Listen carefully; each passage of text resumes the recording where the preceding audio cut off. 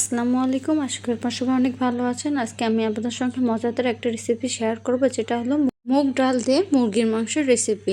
এটা খেতে খুবই মজা, আপনারা একবার হলেও বাসায় ট্রাই করে দেখবেন।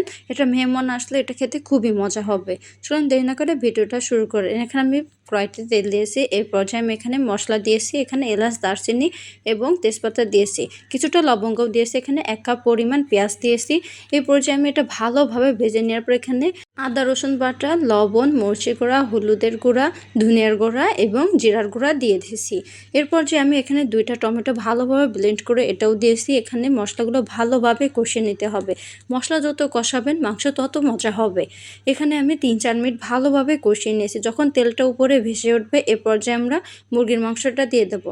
আমি এখানে মুরগির মাংসটা একটু ভেজে নিয়েছিলাম হলুদ, লবণ এবং মরিচের গুঁড়া দিয়ে ভালোভাবে মাখিয়ে। তারপর আমি এখানে সামান্য একটু ভেজে নিয়েছি।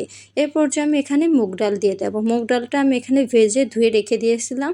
আমি এখানে 1 কাপ পরিমাণ মুগ ডাল দিয়েছি। আপনাদের পরিমাণ অনুযায়ী মুগ ডালটা দিন। এটা দেওয়ার পর ভালোভাবে কষিয়ে নেব। 2-3 মিনিট ভালোভাবে কষিয়ে নেওয়ার পর এর পর্যায়ে আমি এখানে পানি দিয়ে দেব। পানির পরিমাণটা আপনাদের মাংস এবং ডাল অনুযায়ী দিয়ে দেবেন। এটা পানিটা দেওয়ার পর আমি এখানে ঢাকনা দিয়ে ঢেকে দিব। ঢাকনা দিয়ে ঢেকে দেওয়ার পর এখানে 2-3 মিনিট ভালোভাবে কষিয়ে নেব। আপনারা অবশ্যই ঢাকনা দিয়ে ঢেকে নেবেন। দেখেন প্রায় এখানে কষিয়ে আসছে।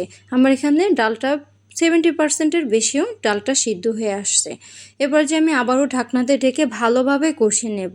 দেখেন এখানে প্রায় ডালটা সিদ্ধ হয়ে আসছে। আপনারা এভাবেই ডালটা সিদ্ধ করে নেবেন। এখানে ডালটা বেশি সিদ্ধ করবেন না, যাতে করে এটা খেতে ভালো লাগবে না। এরপর যে আমি এখানে 10-12টা কাঁচামরিচ দিয়েছি, একটু ভাজা মশলার গুঁড়ো দিয়েছি। এরপর যে আমি পেঁয়াজের ব্রেস্তা দিয়ে দিব। দেওয়ার পর এখানে 2-3 মিনিট আবারও আমি নেড়ে নেব। এভাবেই 3-4 মিনিট ভালোভাবে নেড়ে কষিয়ে নিলে এই তো আমাদের তৈরি হয়ে গেল মুগ ডালের মাংস। এটা খেতে খুবই মজা। আপনারা অবশ্যই একবার হলেও বাসায় ট্রাই করে দেখবেন। আশা করি ভিডিওটা আপনাদের অনেক ভালো লাগবে।